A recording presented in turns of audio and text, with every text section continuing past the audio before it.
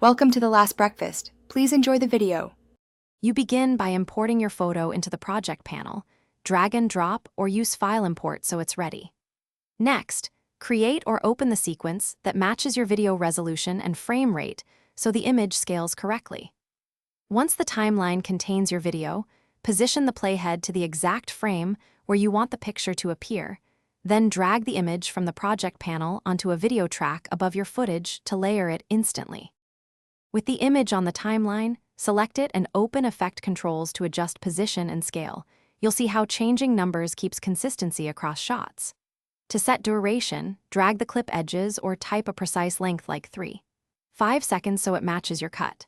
If you want movement, add motion keyframes, set start and end values for position or scale.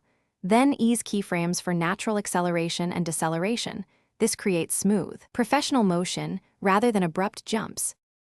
Finally, refine the look with opacity and blend modes, or add a mask to isolate parts of the image, because compositing sells realism.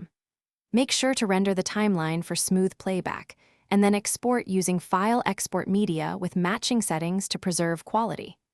If something goes wrong, replace the media if corrupted, clear the media cache for playback issues, or match color using the Lumetri panel.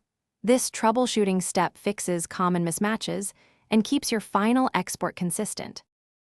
Thanks for watching. If this was helpful, leave a like and consider subscribing. See you next time.